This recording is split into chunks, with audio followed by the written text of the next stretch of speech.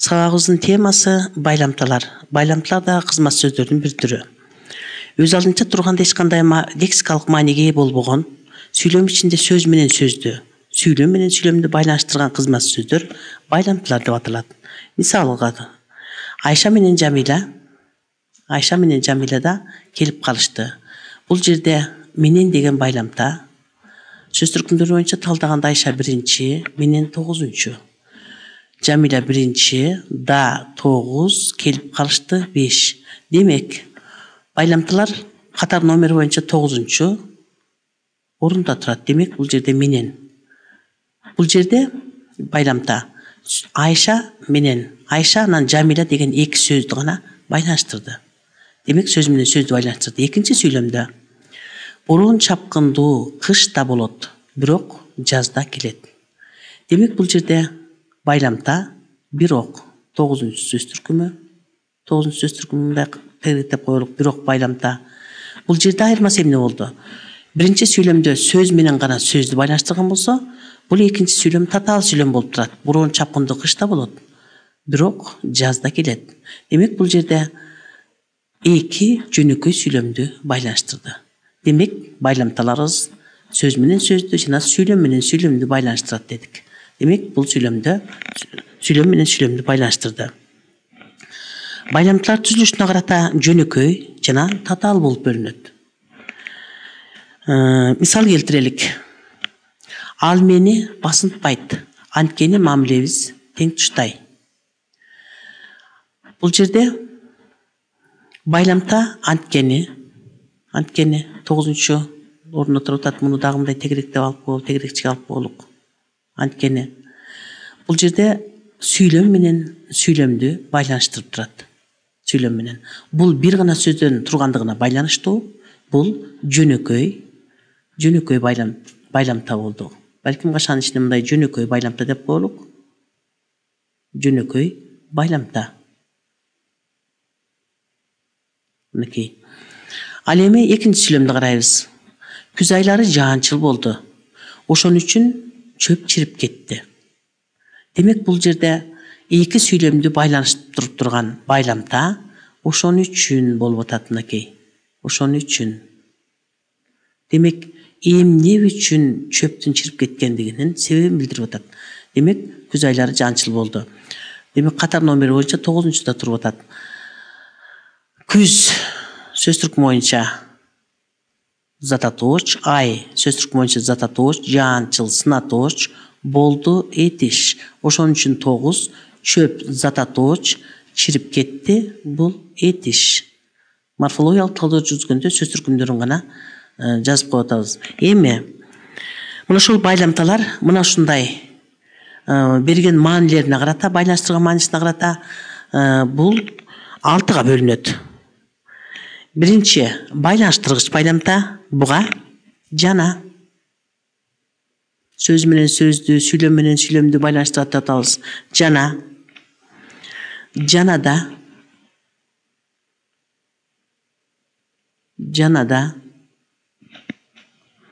Менен. Да. Асанда, Үсөнда десек, бул жерде да деген байламта. Дагы. Мен дагы, сен дагы десек болот. Дале. Жана башка. Дале. Жана башка сөздөр булар байланыштыргыч байламтага кирет. Экинчи божомолдогуч байламта.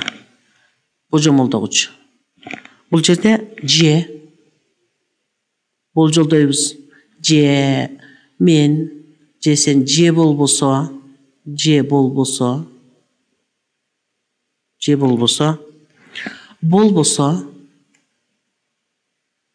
болбосо, анан не деген байламта.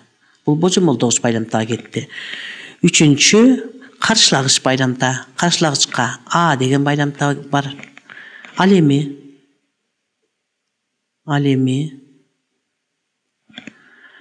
бирок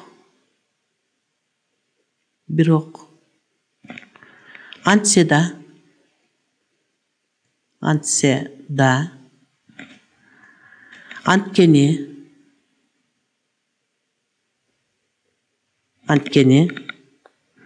Анткени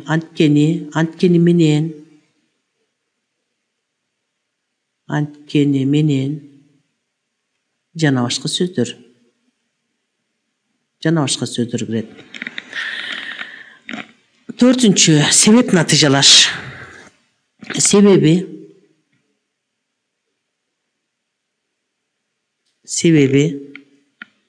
неге десең ошонун натыйжасында ошондуктан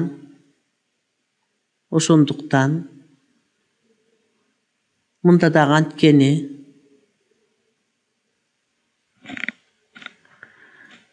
ошол үчүн жана башка байламталар кирет. Салыштырма байламта. Канча, ошончо, канчалык,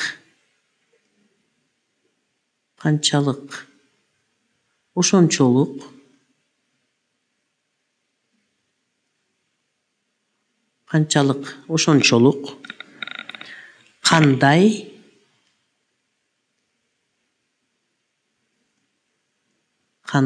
ошондой. Ал эми акыркысы 6-сы шарттуу байламтага. Буга эгер, анан эгерде деген гана сөз кирет. Эгерде деген гана байламта кирет. Эми мисалдарга токтолобуз. Биринчи, Акман дагы, Акия дагы бардыгы чогуу келишти. Демек бул жерде байламта дагы, мынакей 9-чу дагы, бул жерде дагы. Демек бул байланыштыргыч байламта болду. Бул кашан ишине жазып коелу? Байланыштыргыч байламта болду. Экинчи, силер жерден жардам бергиле. Же болбосо жумуш бат бүтпөйт. Демек бул жерде 9-чу сөз түркүмү же болбосо. Мынакей астында чип коелу же. Мынакей же болбосо деген бул байламта болду. Бул жөнөкөй байламта, экинчи сүйлөмдөгү татаал байламта болду. Бул жерде же болбосо деген бул божомолдогуч байламта болду. Кашаага божомолдогуч.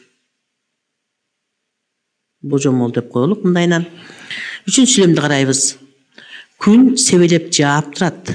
Анткени деген бул жерде мынакей алдын чип коебуз, үстүнө 9-чу сөз түркүмү деп жазалык.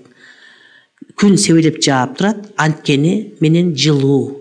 Демек бул жерде анткени менен чогуусу менен кетет. Анткени менен жылуу. Бул дагы 9-чу сөз түркүмү болду. Бул жерде каршылагыч байламта болду. Себелеп жаап турганы менен, бирок жылуу. Ошондуктан бул каршылагыч байламта болду. Каршылагыч байламта болду. 4-чү сүйлөмдү карайбыз. Акия зарылдын айткандарын укту. Ошон үчүн ал унчуккан жок. Демек бул жерде татаал сүйлөмдү байланыштырып турган байламта ошон үчүн деген 9-чу бул байламта болду. Мынакей ошон үчүн. Мындай эле тегеректеп коеюн. Балким деген бул алдын чийсек эметип калышы мүмкүн. Чогуусу менен эле. Демек бул эмне үчүн унчукпай калды?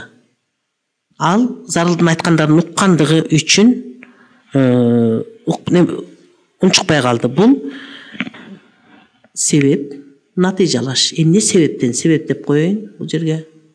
Себеп натыйжалаш байламта болду. 5-чи, Алтын ай окубайт эле, эгер Дүйшөн аны окууга жибербесе.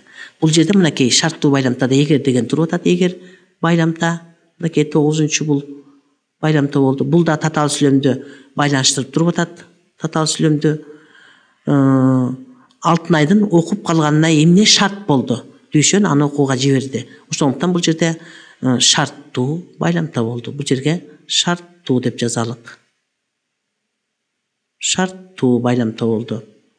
Мына ошентип биз байламталардын маанисине карай 6-га бөлүнгөндүгүн, байламталар сөз менен сөздү, сүйлөм менен сүйлөмдү байланыштырып турарын жөнүндөгү маалыматка ээ болдук.